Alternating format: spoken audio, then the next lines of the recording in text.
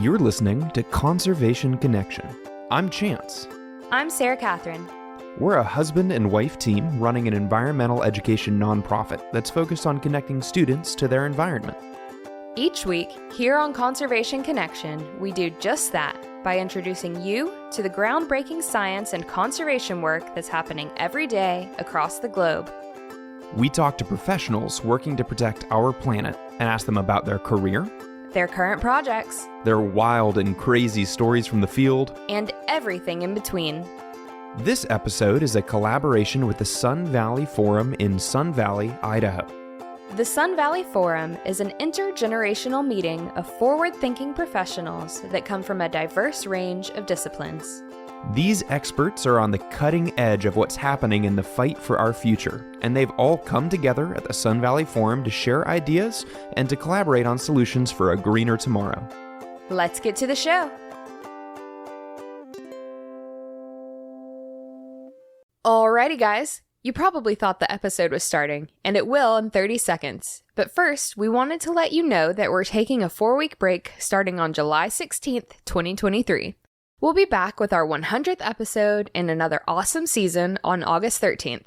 This is your chance to catch up on some older content and send us your ideas for what you'd like to hear in the next season. Now let's get to the show. Alrighty, guys, welcome to another episode of Conservation Connection. We're here at the Sun Valley Forum 2023. Got some great stories last year, getting some incredible stories this year as well. Very excited this episode to be sitting down with Jeff Goodell. He is the author of an upcoming book, The Heat Will Kill You First, author of many other really amazing books, as well as a contributing writer for Rolling Stone. Welcome to the show. Hi, thanks for having me. Thanks for joining us today. I know you've been very busy moderating and attending sessions, and as you said, working on your day job as well while you've been here. So I'm very glad that we could find time. Gosh, where do we start? I would love to start the provocative title. The Heat Will Kill You First. I think I know what that's about, but I would love to get your perspective on, like, what is the book, what does it cover, and kind of what was the process of the research process going into writing the book for you? Well, that's a lot to talk about there. The title of the book, is something that I kind of came up with. Titles of books are always hard. I kind of came up with it as many titles emerged, like at 3 o'clock in the morning when I'm, at my typewriter in a panic because I need a title. And, we had originally just considered calling the book Heat, but then the publisher thought that was not, that was just sort of too boring. And Michael Mann has already made a movie about that. The title refers to the fact that when we think about climate change, drought, sea level rise, all the kinds of things that we know about climate change, things that our world is changing very quickly right now. It's heat that is really the most danger to us as people, right? You're not going to stand on the beach or sit on the beach and drown because of sea level rise, right? I mean, it will increase the storm surge and things like that, but it's not going to kill you. It might, devalue your real estate if you own a coastal house or something. Same thing with drought. I mean, drinking water is really important, but you're not going to sort of die of thirst in any kind of immediate way. Heat will kill you like a lightning bolt. My book is full of stories of people who thought they were fine, thought they understood heat, just went for a hike on a hot day and dropped dead. And one of the things that I really understood in reporting this book was how little we understand the risk of heat, which is kind of ironic because, this thing called global warming, people have been talking about, for 100 years, but we've been talking about it, in the media and in the real, most of us have heard of global warming for, a long time. So, and that, of course, heat is the center of that. But until very recently, no one has really thought about what are the real implications of living in extreme heat. And so this book explores that. It explores the basic idea is that we have, all of life on Earth evolved in this sort of Goldilocks zone, not too hot, not too cold. And what happens as we move out of the Goldilocks zone? What happens to our bodies? What happens to plants? What happens to animals? What happens to forests, how do they migrate? What happens to diseases? All these kinds of implications of the warming of just a few degrees of temperature. So how is the book organized? Is it written sort of in a narrative perspective, or is it like a topical chapter? How did you organize the publication? Well, that's always a hard thing, especially for a book like this, which is aimed at a general audience. I'm not, I've been writing about climate change for 20 years. I feel like I'm sort of very well educated in it, but I'm not writing a textbook. I'm not writing for scholars. I'm writing for my aunt and your aunt and, my daughter and, kids in college and just an average reader. And that's a real challenge because, part of the trick about the whole climate story is making people understand what's at stake, making people care, and engaging people in a story that is not, face it, it's not like the sexiest story. It's not like, oh, I don't know what I'm going to do for fun. I'm going to go pick up a book about climate change. What a great way to spend a Friday night, right? So you have this hurdle of like convincing people to care and to read and to tell a story that is meaningful. And I started out many moon ago wanting to be a novelist. And so my instinct as a writer are to tell stories about characters. And in this book, I do that. It's a very narrative, very character driven. It's about experiences of people who have, who are working on heat from all kinds of different aspects, from city planners who are thinking about how to redesign cities, to people who have lost loved ones from heat stroke, to people who, I spent time in Phoenix, Arizona with homeless people on the street who are dealing with extreme heat. And I really try to write about it in a novelistic way. It's not to say that, I may certainly have pages about the science and things, but it's really geared to read as a story. And so the organization of it is sort of built around that. It has a kind of loose organization that starts with kind of what the problem is and then moves through various chapters talking from different angles about what heat does. And then it moves on to, what we can do about it and what people are doing about it. City planners, things like that, naming heat waves, doing better jobs of communicating about it. People who are doing better jobs of trying to understand the different kinds of risk of dry heat versus wet heat, humid places, 100 degrees in Texas where I live, and it's really humid, is different than 100 degrees in Palm Springs, right? Because of the humidity. So it's people working on all that kind of stuff. So it has a very loose narrative structure, but it's very character driven. I feel like it's a perfect time for the book to come out. I think you said July 11th. Is that right? Kind of what technically wouldn't be considered like the middle of summer, but I think what a lot of people, especially with school breaks, at least in the US, would consider the middle of summer. And especially with the heat level rises that we're seeing right now. I read an article the other day that was like saying that a family left the inside of their house because it was too hot. They went to get in their car to cool down and couldn't get cool fast enough. And so the whole family died, which is terrible and tragic. But it's not just that. That happens everywhere in the world. That's not the only case of that happening. And we see it happening more and more. So it's clearly a good time for this book to be coming out and for more people to be learning about and hearing about it. Yeah, we have El Nino, NOAA, the top scientific agency in the U.S. here, just announced that this is an El Nino cycle, which is an atmospheric cycle that will drive a lot more warmth.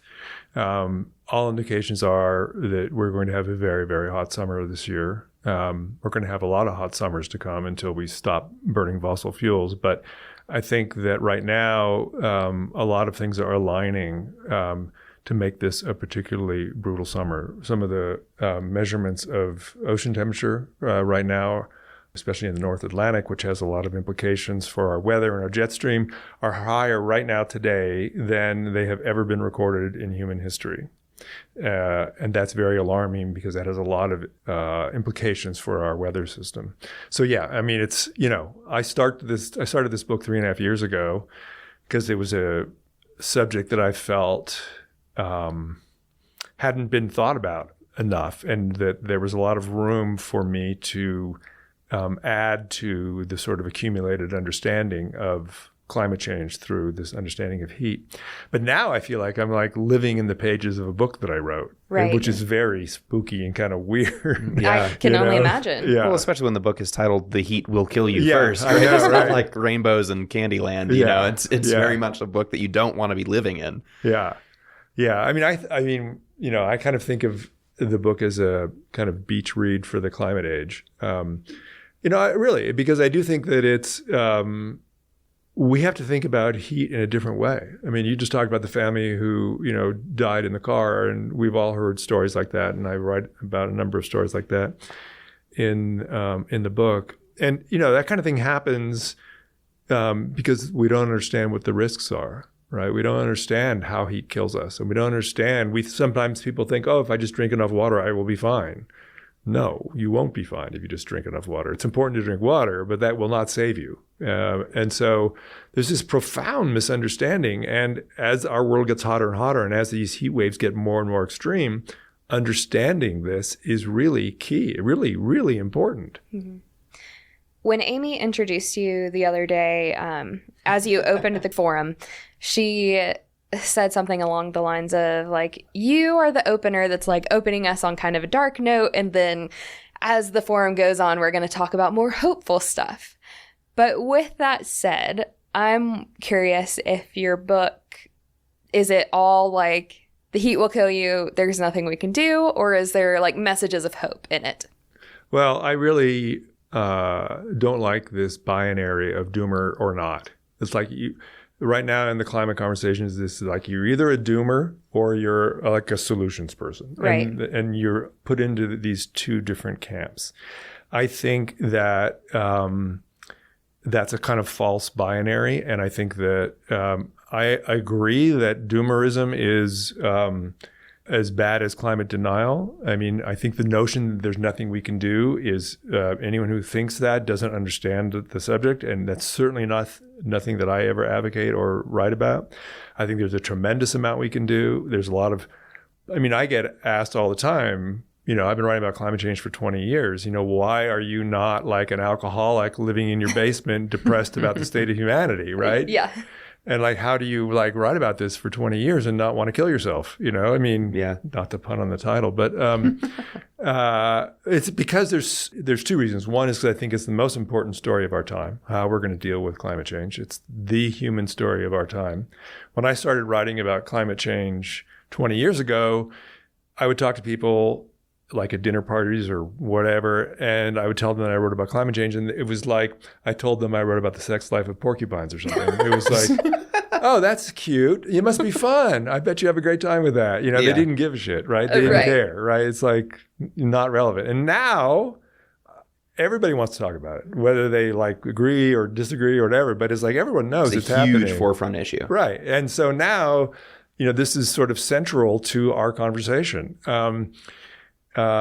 And so that gives me a lot of inspiration, this sort of larger, you know, movement of the understanding of this story. But I also am just endlessly inspired by the people who are working on this, like the people here at this forum who are thinking about new ways to live, you know, new ways to design our world and new ways to get energy. And it's not like the world that we have, even lovely as Sun Valley is here, is like all perfect. You know, there's a lot Right. of really ugly strip malls and, you know, dumb big cars that are brutal. I mean, it's not like we have the perfect civilization and if we dare change it, we're going to be, Right. you know, it's going to be a tragic loss. There's a lot of really dumb shit out there that in dumb ways of doing things that we can do a lot better. And I think that climate change is going to be the catalyst for that. And that's what makes it so exciting and hopeful for me.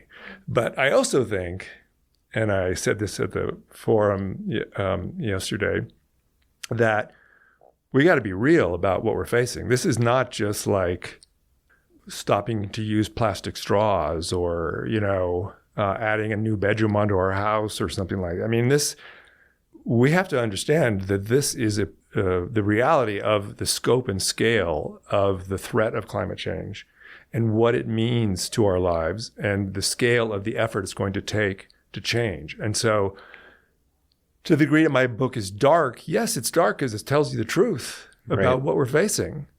But it's far from hopeless because there's a lot of things that we can do to make it better. But I fear with the sort of hope conversation is too often like naive. It's just like, okay, yeah, it just makes you feel better about yourself, and yeah, we can do this, you know. Right. And it's like winning a football game. This is not like winning a football game. This Right. is a very different thing. And so I think of my book as a kind of dose of reality. I like So coming off of that conversation right there, what were some of the surprising techniques that you found as you were traveling and researching of ways that people are adapting cityscapes or lifestyles to extreme heat? Oh, well, there's so many things. So in the sort of urban design category, simple things like planting trees, like so that, shade matters, right? And, we've done a really good job of cutting down trees. Every single tree in a neighborhood. Right, right. Just houses. Yeah, and because they want to widen the roads or put in another lane, or they just don't care and they just think of them as a pain, and they have to water them, and they drop leaves, and people get annoyed because they drop leaves. How dare they? Right. I mean, it's like so simple things like that.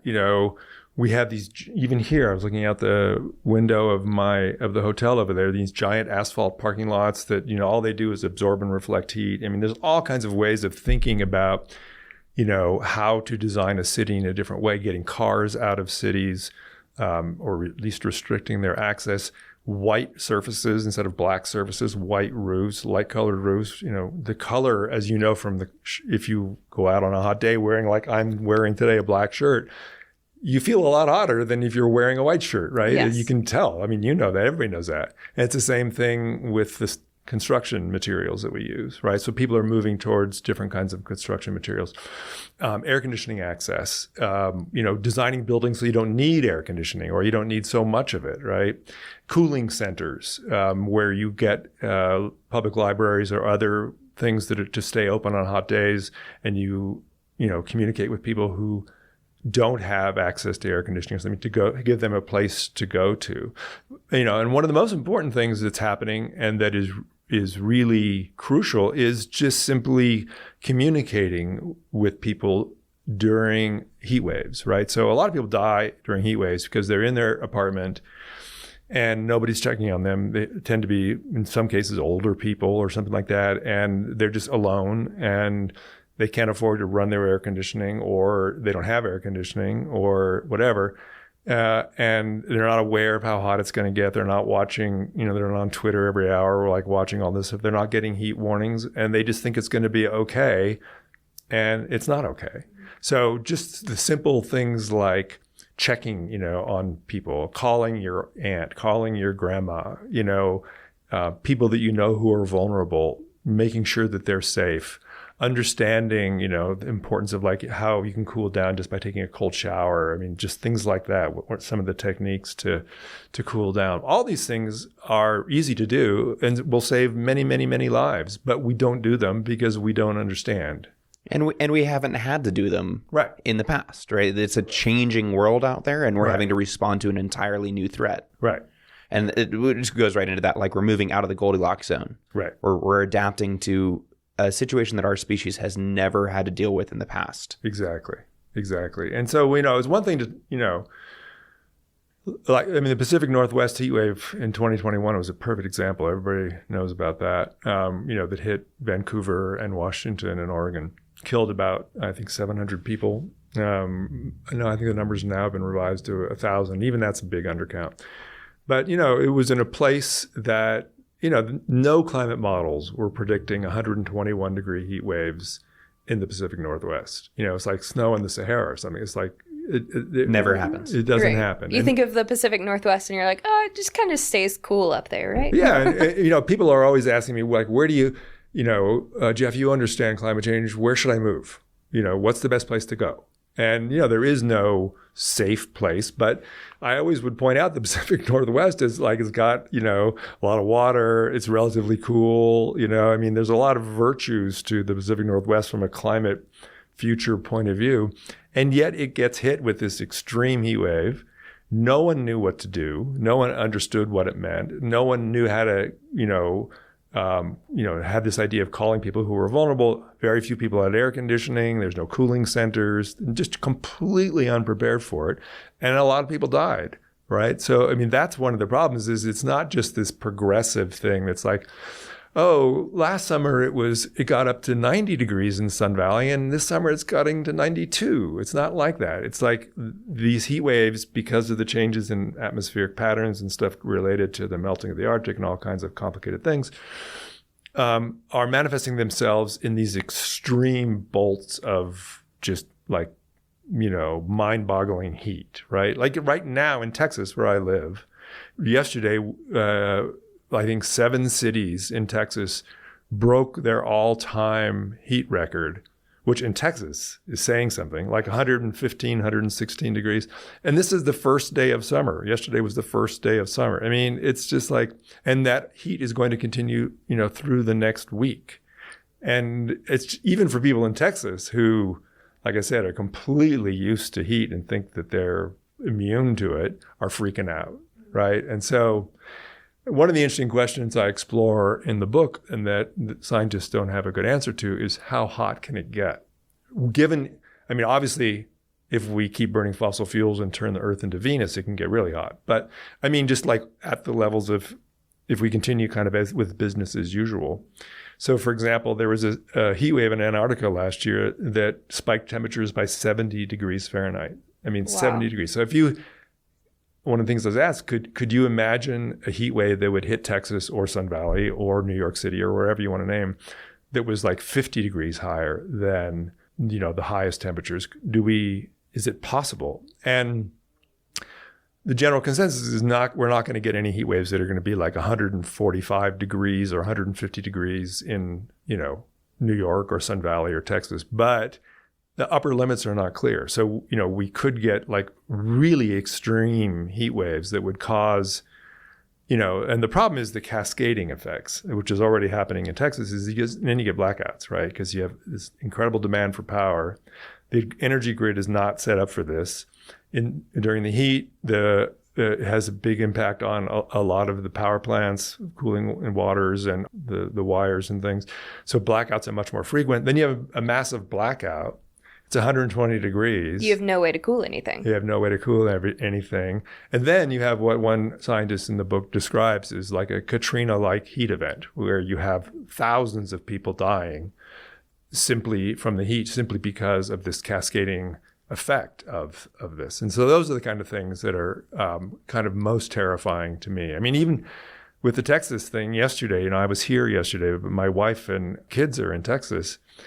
And my daughter said, like, it's really, really hot out here. And like, what do I do if we run out of power? I mean, if the power goes out, like, what do I do?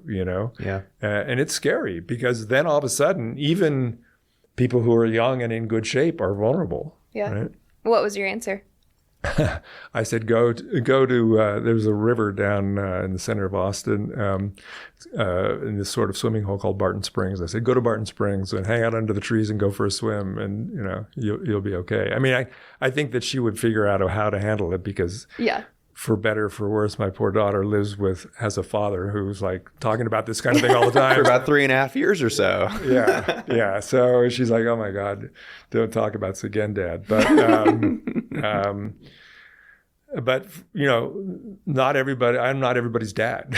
So I mean, there are a lot of people. We can't all text you when it's really, really hot. Exactly. You're like, please don't put my number on the podcast, please. Right. Yeah. So talking a little bit more about your family life and kind of you as a person, I'd love to hear a little bit about your journey getting into scientific writing, other kinds of stories that you've told. Like, is this something you always knew you were headed towards? No.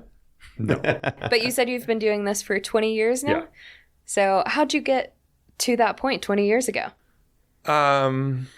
So I was an English major in college, graduated from college, and wanted to be a novelist. I think I mentioned that earlier, and went to Columbia University for graduate school to get a MFA, Master's of Fine Art, in fiction writing. And when I was graduating there, how do I put it? I did not show my early genius as a novelist, shall we say. And so the head of the school said, oh, there's a weekly news magazine that's starting up in Manhattan. You should go talk to them about doing some journalism. And I'm like, what are you talking about journalism? I've never even covered a soccer game. I don't know anything about journalism. I never thought about journalism. It never even occurred to me to be a journalist. And I went down there because I needed a job or did something to do. And so I went down there and talked to them, and they read some of my short stories. And they're like, oh, yeah, we'll give it a try. There was a cop shot out in Queens yesterday. Go write about this, how the other cops feel about this cop who was shot.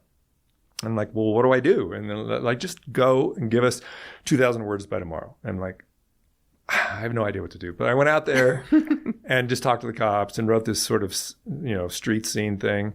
And they loved it and ran it on the cover of the magazine and hired me the next day. So Wow. And I became a city reporter. So I did a lot of crime, politics. After that, and you stuff. must have been like, hey, I'm good at this. Well, I would feel like that for a little while, and then I would actually sit and try to write, and then think, I'm no good at this, and this is a disaster, and I think writing. that's a lot of artists' experience. Is like, I'm amazing. Oh no, what am I doing? Yeah. Everybody knows. Well, they don't know. Anybody who's tried to write knows how hard writing is, and it never gets easier, and it's not easy for anybody. And there's times when it's easy, and times when it's not. But it is it's not a dramaless profession, shall we say. But anyway, so I wrote about cops and things like that for a couple of years. And then this magazine went out of business, not because of me. At least I flatter myself into thinking that it wasn't because of me. I love that you had to clarify that. Yeah. Like, I did not run it into the ground. I Don't didn't do blame it. me. Yeah.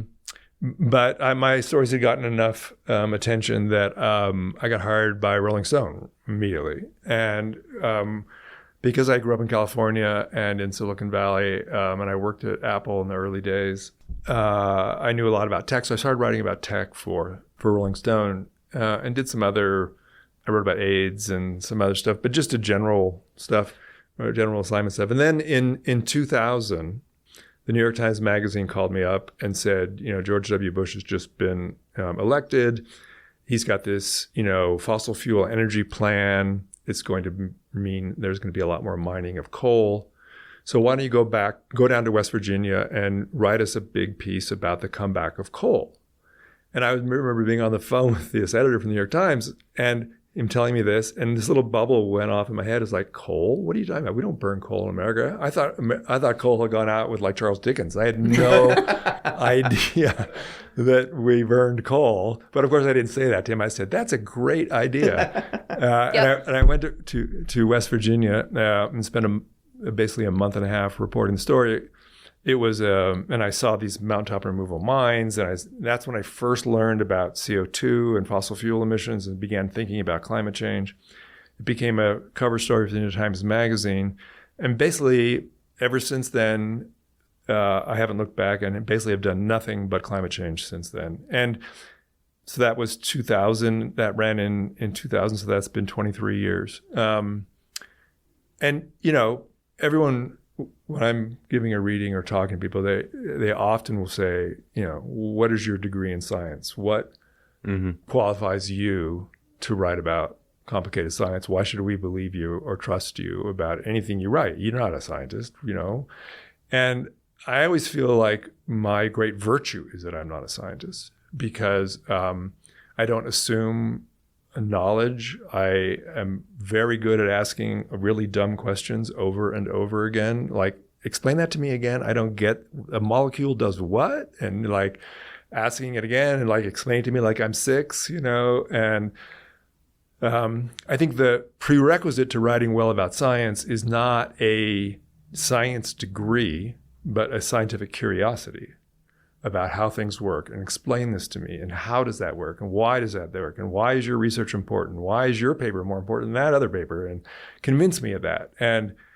I want to write for a broad audience. And so I feel like I'm always trying to backpedal from my scientific knowledge and understanding. Even though I've written about climate change for 25 years or 23 years, I'm really trying to background all of that because what's important is communicating with people and, charts and data just like immediately put people off. And it's all important. And for me as a writer, I have to understand charts and data, and I have to understand a good scientist from a bad scientist, and a huckster from a genius, and credible stuff from not credible stuff, and understanding publication background and all that kind of stuff. But that's not what I want to talk to my reader about.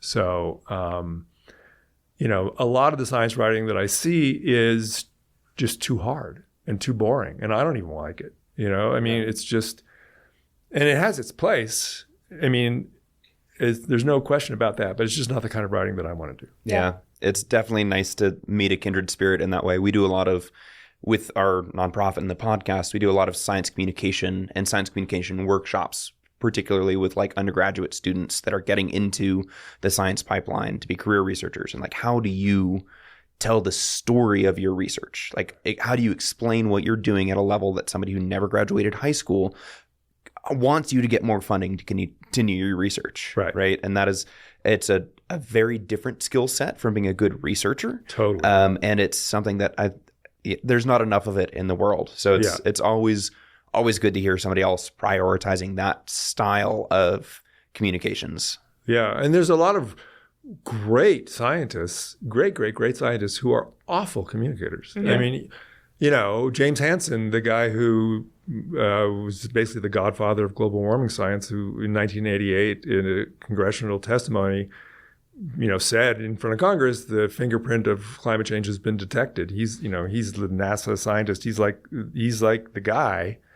You go to one of his talks and you just want to hang yourself. It's just like, I don't even understand a word he's saying. Right. It's just like he's a great guy and a brilliant scientist, but oh my God, And I think what it is that scientists are very good at communicating incredibly complex, specific concepts to other scientists who need that level of complexity. Right. But it is entirely useless to somebody who doesn't get the jargon, doesn't understand the nuance of these particular, molecular shifts or whatever it is. Right. And that's where the disconnect is. So they're talking to people like they're scientists. Right. And it's not only science.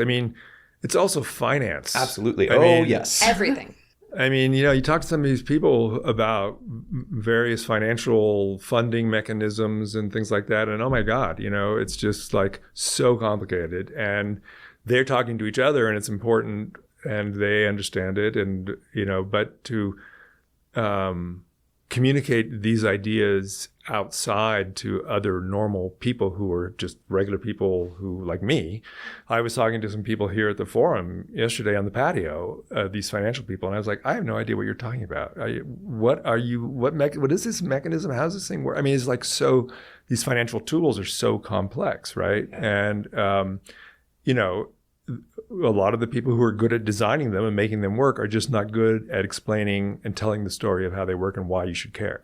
Yeah. Right. And that's when we first started Conservation Connection. I told Chance, I was like, I want to have a show that people can go to listen to learn a little bit more about something they want to learn about without having to feel like they have to sit down and read a textbook. Because, me personally, I don't want to sit down and read a textbook. I can't retain it. I'm not going to learn anything from that. Right. But making it accessible and to the general public and making them feel like, okay, now I have a little bit of a background, I can go and learn more. Right. That's where to start. Right. Totally. Yeah. So what is next for you after this book comes out? I'm sure you have some tours lined up probably for the book, I would imagine. But do you have anything else in the pipeline that you're really excited to be working on? No. Fair enough. I'm really excited to spend some time on the beach relaxing. Yes. Writing a book is really hard. And publishing a book is really hard. Going around doing a lot of interviews and getting it out there and making connections with people, talking to booksellers. There's a lot of work that goes into getting a book into the world also. And also books are, the serious commitments. A lot of people start books and then don't finish them. And, this is my 7th book. I have never started a book and not finished it.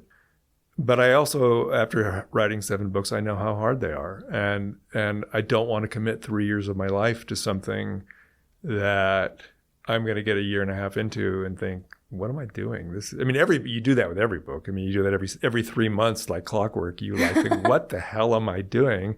And then at the, every 3 months, like clockwork, you're like, oh, I am a genius. This book is going to be so great. This is the best book I've ever written. Yeah. And then, 2 months later, it's like, oh my God, this is such a piece of shit. I cannot believe I put my life into this thing. No one is going to read this. I don't even know where I am. What am I doing? I'm so tired. It's like, yeah.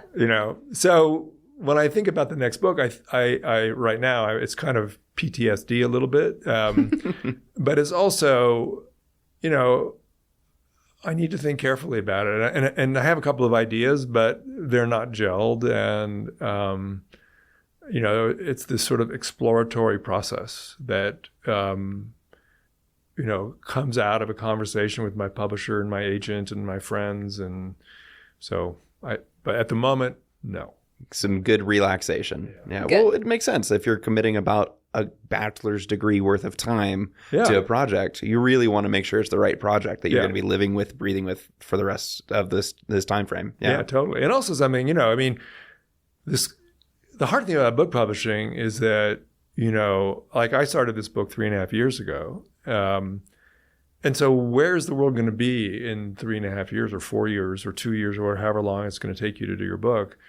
Of course, no one knows. I had no idea El Nino was coming now. I had no idea where the climate conversation was going to be. But you have instincts about kind of what hasn't been talked about and what needs to be talked about and things like that. But it's still a big crapshoot. And part of thinking about the next book is it's like, where's the conversation going? Right. And trying to understand a little bit about the sort of landscape now and what are the trend lines that we're seeing and what needs to be articulated and what are people going to be talking about in 2 years or 3 years. And, like I said, no one knows, but that's part of the kind of calculation also. Yeah. So before we sign off here, I'm sure this is a question that you get asked all the time, but for you, when you run into a block when you're writing, what are your workarounds? Like when you feel like you're at a place where you don't know where to go next with a story or the research that you're doing, what do you use to progress yourself forward? Well, that's an interesting question. So I have two answers. One is that because I make my living as a writer and I write on deadlines all the time, I don't allow myself to get blocked. I don't ever have the luxury of saying, oh, I'm just going to stop for a few days and just, let it percolate and stuff. I mean, you can do that if you're writing poetry or if you're writing for yourself. But, if I'm writing for Rolling Stone and the magazine has a deadline of a certain day, that's the deadline. Yeah. I mean, so part of me is that. But part of it also is, I'll do things like, instead of typing, I'll get out a yellow pad and start sometimes handwriting helps me a lot, and sometimes just talking to somebody. I'll tell you a quick story about this that will maybe amuse you. I worked for Steve Jobs when he, in the early days of Apple, and I knew Steve a little bit, and I did some stuff with him with Rolling Stone. And Jan Wenner, the publisher of Rolling Stone, when Steve was sick, he had cancer, and it was well known. And Jan said, when Steve dies, we'd like you to write a tribute, or obituary, long piece about Steve. And so get ready. We don't know. Maybe he'll live for 2 more years. Maybe he'll live for 2 more months, whatever. But, you're the man we want to do that. And I'm like, okay, I can do that. And of course, then I just put it out of my head and didn't do anything. And then I got a call, or I saw online or something that Steve had died, sadly. And I knew the end was coming. And I got a call from Jan saying, okay, your obit is, I'm sure you've got it pretty much done. It's going in the next issue, which is closing in 72 hours. And of course, I had not done anything. And you were like, yeah, of course, almost done, yes. And I was like, yeah, well, let's do it in the next issue. And Jan's like, no, we're doing it in this issue and get it to me. And so I had 72 hours to write this 10,000 word obit tribute to Steve Jobs. And so, there's no room for fooling around. And so I immediately went to work, and I worked for the first day. And I thought I was like so happy. I thought I had it. I'd written like 10 pages. It was this whole voice of God thing. If Steve was the most influential figure in the technology media world, blah, blah, blah, kind of thing. And my editor called me and said, okay, how's it going? We got to close this thing in 2 days. Are you in good shape? And I said, yeah, it's great. And he said, send me a few pages and show me. And I'm like, oh, great. Yeah, it's really good. You'll see. And I sent it to him and he called me like in like 2 seconds. And I picked up the phone and he's like, is this all you got? And I'm like, no, yeah, but this is really good, right? And he goes, no, this is not working. Oof. And I'm like, what do you mean it's not working? And he's like, just throw all this out. This is not working. This is like just like stiff and terrible. And I'm like, well, then we can't run it this week. And he's like, no, we're running it this week and we're not running this. So you better do something else. And so he said, do you have anything else? And I said, I just have some notes that I was scribbling to get myself warmed up, to your point, right? And the first thing I wrote when I was getting warmed up was Steve Jobs could be sort of a dick sometimes. And I went on from there, right? So I sent those notes to my editor and he calls me back again and said, that's gold. He said, you got it. We're running. This is just more of this. And the first line of the piece in Rolling Stone was Steve Jobs could be kind of a dick sometimes. And it went on from there. But it was an example of like finding a different voice, right? I was trying to write the tribute of the great man when what really worked, and I think I'm very proud of the piece and it was very, appreciative of Steve and everything, but it was in a different voice. And so by, playing with that, I was able to establish a different voice for what I was writing. And that's often the trick with writing is like, what is the approach line? How are you coming at this? How personal is it? What is your tone? It's a very difficult thing to manage. But maybe that was too long of a story. No, that was fantastic. It was a wonderful story. That was a fantastic story. Yeah, I mean, this whole conversation has been fantastic, and I really appreciate you coming on the show with us today. Sure. If you guys are listening and it's after July 11th, you should run to your nearest bookstore and go grab yourself a copy of The Heat Will Kill You First. Check it out online. We're going to put some links down in the show notes so you guys can learn a little bit more about Jeff Goodell and some of his amazing work. Thank you very much. Great conversation. Thank you. Thanks for listening to this episode of Conservation Connection. If you enjoyed our podcast, go ahead and subscribe to make sure you catch every episode that we post. If you've got a minute to spare, leaving a 5-star review on Apple Podcasts helps other conservation-minded people find the show. We'd really appreciate it. A big thanks to everyone working to protect our planet, and a big thanks to you for listening. See you next time.